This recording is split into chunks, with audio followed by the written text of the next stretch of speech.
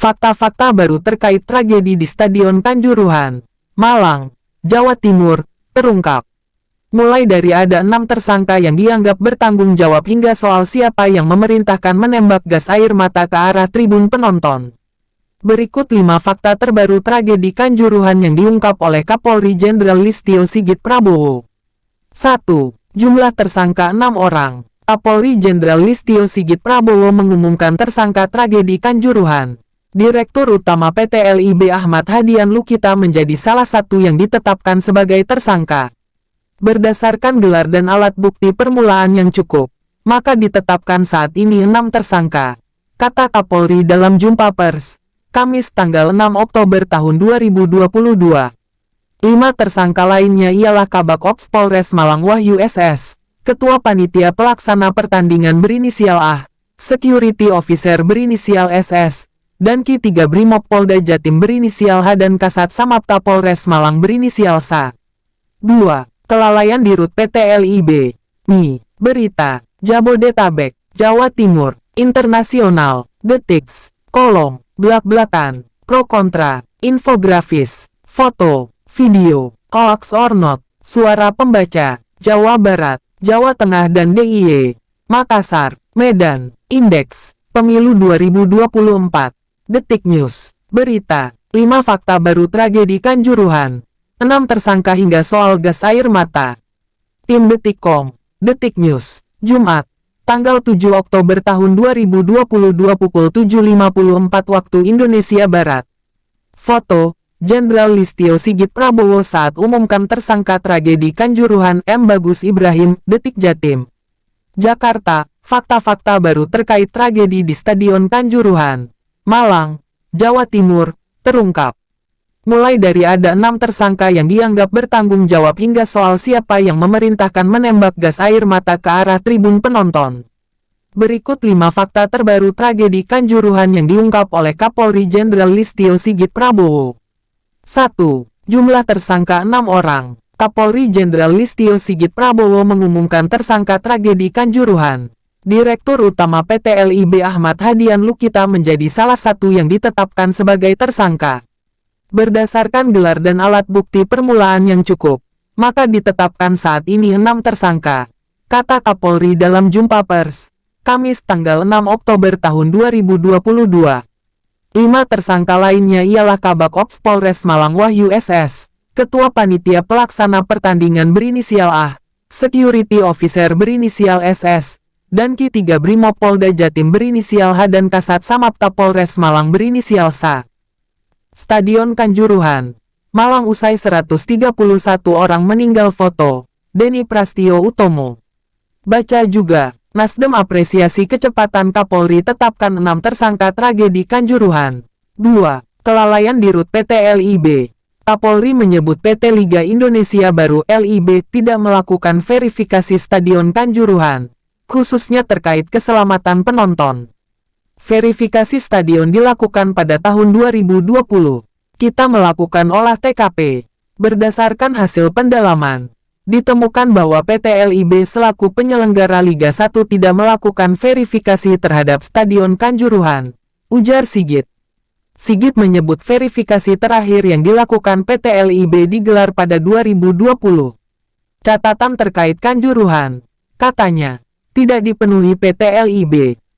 Verifikasi terakhir dilakukan pada tahun 2020 dan ada beberapa catatan yang seharusnya dipenuhi, khususnya terkait dengan masalah keselamatan bagi penonton, ujarnya. Sigit menyebut verifikasi Kanjuruhan tidak dikeluarkan pada 2022 dan masih merujuk verifikasi 2020. Dia menyatakan tak ada perbaikan atas catatan hasil verifikasi Kanjuruhan. Di tahun 2022 tidak dikeluarkan verifikasi dan menggunakan hasil yang dikeluarkan pada tahun 2020 dan belum ada perbaikan terhadap catatan hasil verifikasi tersebut, katanya. Dia juga menyebut tim menemukan fakta tidak adanya rencana darurat untuk menangani situasi khusus dari laga Arema versus Persebaya. Padahal, kata Sigit, penonton yang datang lebih dari 40.000. Tentunya kelalaian tersebut menimbulkan pertanggungjawaban, ujar Kapolri. 3. Ada 11 tembakan gas air mata. Jenderal Sigit menyebut ada 11 tembakan gas air mata dalam tragedi di Stadion Kanjuruhan, Malang. Sigit menyebut tembakan gas air mata itu dilakukan untuk mencegah penonton saat itu turun ke lapangan. Dengan semakin bertambahnya penonton yang turun ke lapangan, beberapa personel menembakkan gas air mata.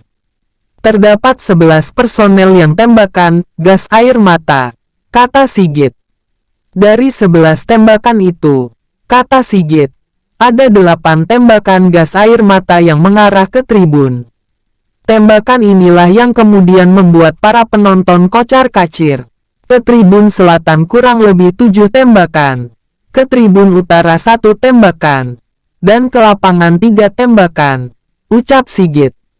Tentulah ini yang kemudian mengakibatkan para penonton, terutama yang ada di tribun yang ditembakkan tersebut, kemudian panik, merasa pedih, dan kemudian berusaha untuk segera meninggalkan arena, imbuhnya.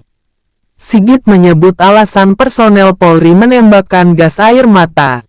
Dia mengatakan keputusan ini dilakukan untuk meredam rencana para penonton turun ke dalam lapangan. Di satu sisi tembakan tersebut dilakukan dengan maksud untuk mencegah agar penonton yang kemudian turun ke lapangan itu bisa dicegah, imbuhnya. 4. Polisi ikut jadi tersangka. Jenderal Sigit juga mengumumkan ada 3 polisi yang ikut ditetapkan sebagai tersangka. Salah satu yang ditetapkan tersangka adalah Kabak Ops Polres Malang Wahyu S. Wahyu disebut mengetahui terkait adanya aturan FIFA tentang penggunaan gas air mata tapi tidak mencegah atau melarang pemakaian gas air mata. Selain itu, Danki Brimob Polda Jatim berinisial H menjadi tersangka karena memerintahkan anggotanya menembakkan gas air mata di Stadion Kanjuruhan. Kemudian Saudara H Brimob Polda yang bersangkutan memerintahkan anggotanya untuk melakukan penembakan gas air mata, ujar Kapolri dalam jumpa pers, Kamis tanggal 6 Oktober tahun 2022. Kasat Samapta Polres Malang Bambang Sidik Ahmadi juga menjadi tersangka. Dia juga memerintahkan anggotanya menembakkan gas air mata. Kasat Samapta Polres Malang pidana pasal 359. Pasal 360 memerintahkan anggotanya untuk melakukan penembakan gas air mata, ujarnya. 5. Alasan PT LIB tolak perubahan jadwal. Kapolri mengatakan panitia pertandingan telah mengirim surat kepada Polres Malang pada tanggal 12 September tahun 2022 soal permohonan rekomendasi pertandingan Arema FC dan Persebaya pada tanggal 1 Oktober tahun 2022 yang akan dilaksanakan pukul 20 waktu Indonesia Barat.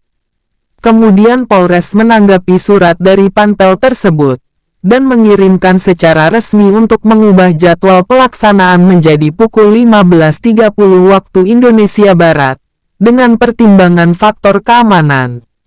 Namun demikian permintaan tersebut ditolak oleh PT LIB dengan alasan apabila waktunya digeser tentunya ada pertimbangan yang terkait masalah penayangan langsung, ekonomi dan sebagainya, yang mengakibatkan dampak yang bisa memunculkan penalti atau ganti rugi, ucap Sigit.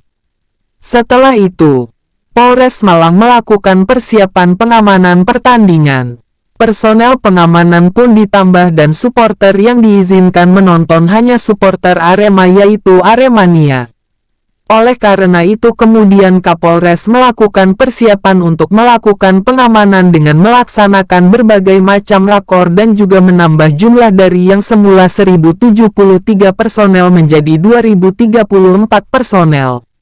Khusus untuk supporter yang hadir hanya dari supporter Arema, katanya.